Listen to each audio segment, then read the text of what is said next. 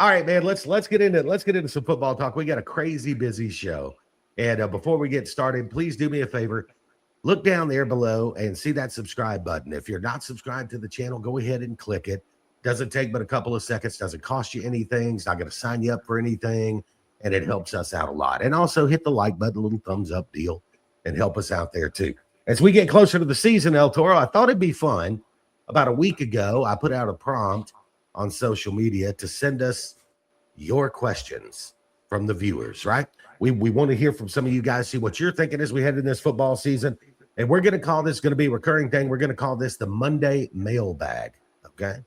So if you want to put something in the mailbag, you got a question, a comment, something you want us to address, we're happy to do it. You can email it to us. It's thatcfbshow@gmail.com, thatcfbshow@gmail.com, and maybe we'll answer your question right here in the Glenn Smith Chevrolet GMC studios. All right, let's get into the first question. This is from JT, okay?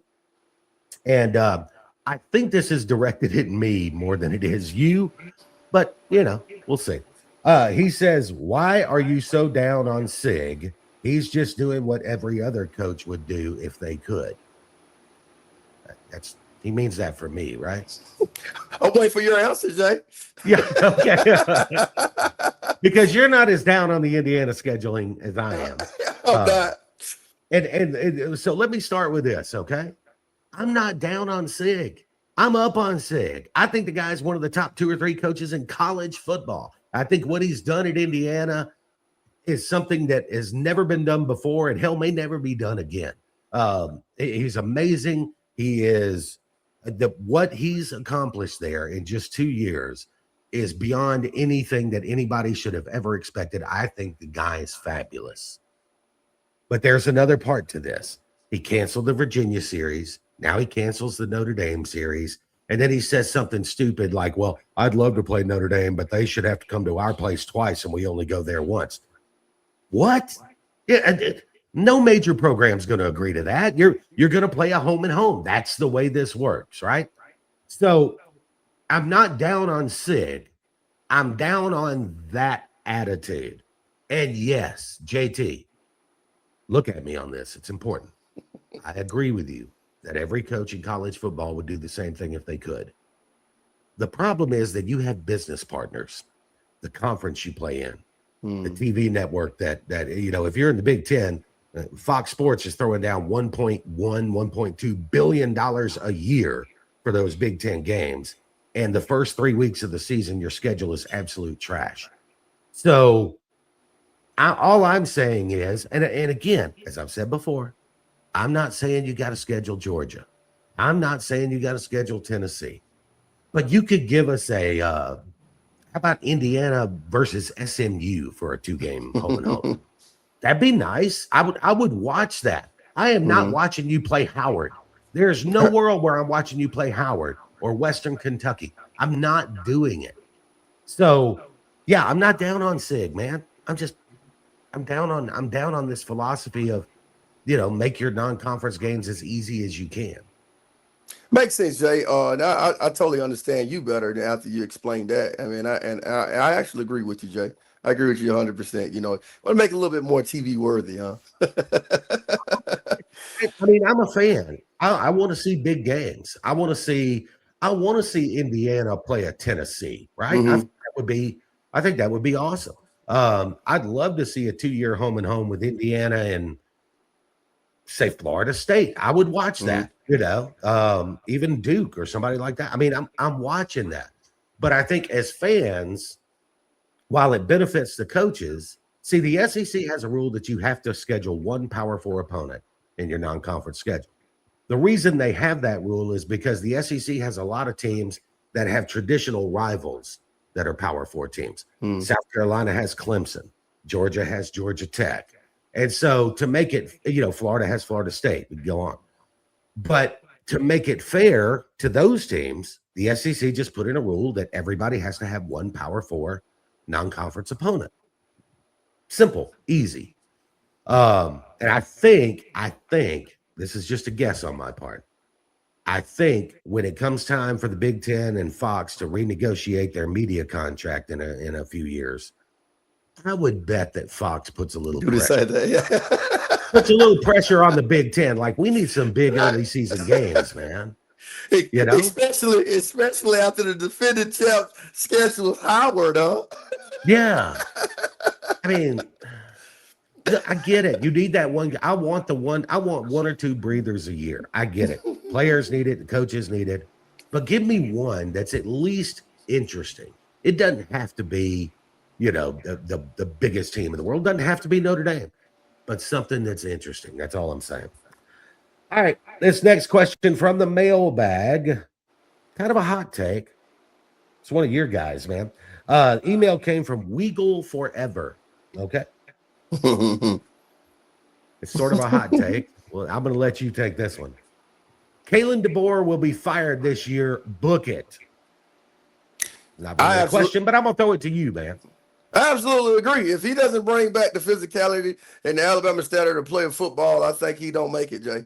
Because he has a lot of talent, at Alabama and Alabama, they play for the national championship, man. They don't play for a good winning season. You know what I mean? They play for the national championship. And if he's not showing promise of winning a national championship, I think he's gone, Jay. I would agree with you, but I would say maybe in 2 years or 3, because that extension puts his buyout right around $70 million this year. Alabama ain't thinking about throwing up $70 million right now. Even when they lose to Auburn in the Iron Bowl, everything changes, man.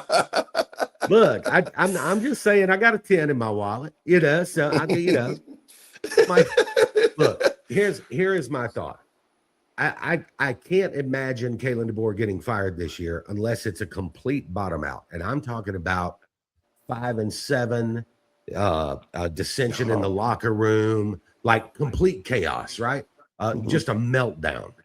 I don't really expect that. So no, I don't expect 5-7 either, Jay. I don't expect that. We'll see how it goes. Now, look, 7-5 in December. He's going into next year on one of the hottest seats in the country. But I really don't expect 7-5 either. So we'll see how it goes. Thank you for the question, Weagle Forever. All right, here's one. And one of our female viewers sent this one. Lady R says, do you think Lane Kiffin will win the SEC in his first year? Eltoro, I'll throw that one to you, man. No, I don't think he'll win in his first year. I do think he can be competitive, but I don't think he can win in his first year.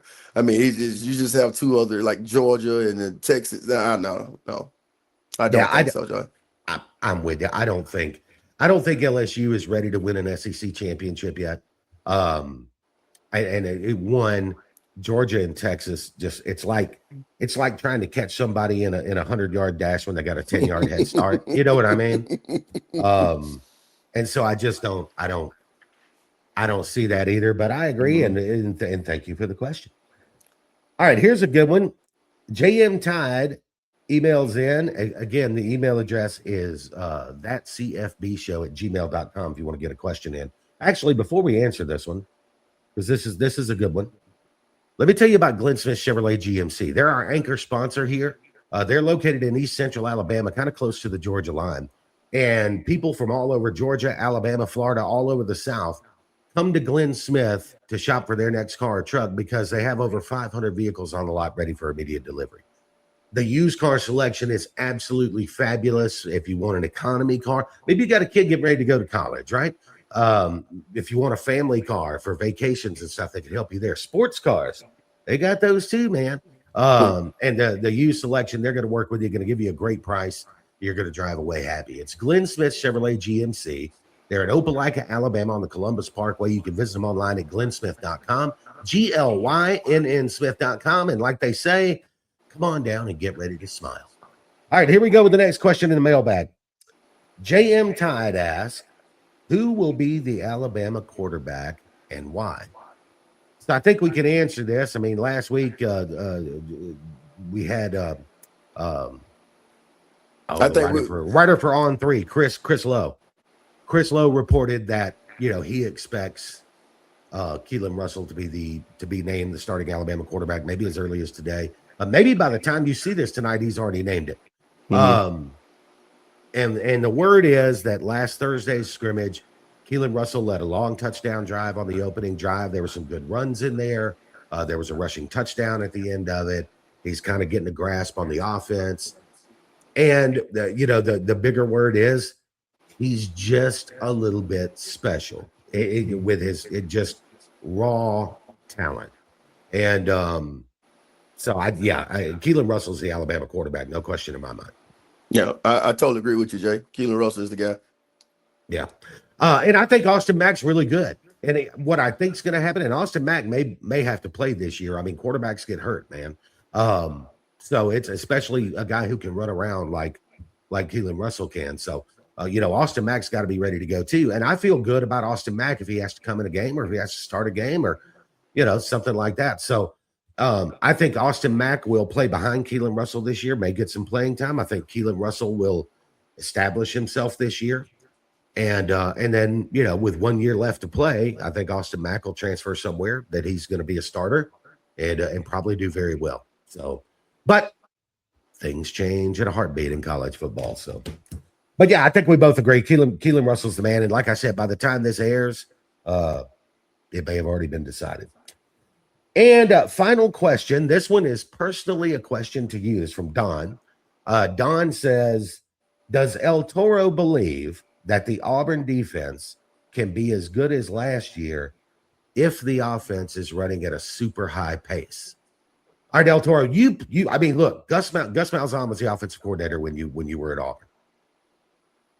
So you know something about this. When the offense is running at that pace, does it take something out of the defense? Does it change things? How does it affect you? Yes, it definitely can tire out the defense. Actually, man, there was some situations on the sideline with Gene Chizik and Gus. Gene coming to the Gus and tell him to slow down the offense a little to let the defense catch a break. So that's a great question. Yeah. But I do think the defense will do very well actually, and I think they can have that balance. And I think that if it becomes a problem, then the Auburn offense and coach will adjust and make things right. I remember when Golis was the offensive coordinator at Tennessee. And that was they beat Alabama. I guess it was 4 years ago, whatever it was. They beat them at Neyland Stadium in Knoxville, and it was the first time I think they had beaten Alabama since 2006, whatever. So it had been a long time. It's a big celebration. It was a big deal.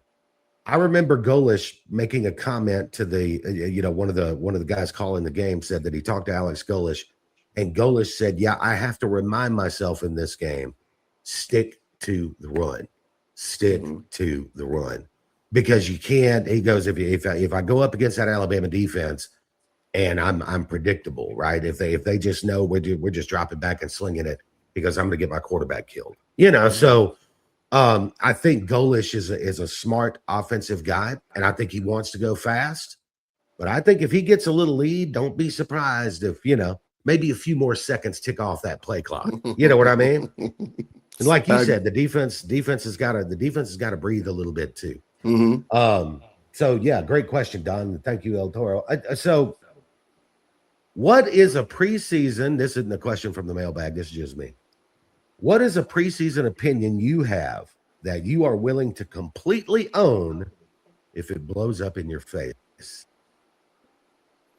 Auburn wins the Iron Bowl, Jay. Okay. You've been saying it since we started this show. And Jay, Auburn wins. Auburn wins the Iron Bowl, Jay. So you're gonna own it though. You're gonna own it though if it goes bad. I'm going to own it. I'm going to own it, Jay. Here's mine, and in mine probably. I think Texas A&M loses at least 4 games this year, and I say at least because I can see 5. I don't like replacing 4 starters on the O-line. I don't like replacing the defensive line. I don't like replacing secondary. I don't and I don't like the offensive coordinator changes. So yeah, I think LSU, not LSU, Texas A&M, I think is going to be one of the bigger disappointments of this season with at least 4 losses. And I'll own it if I'm wrong. We'll see. We'll see how it goes, man. I will always own a hot take. As long as you remember to remind me about it.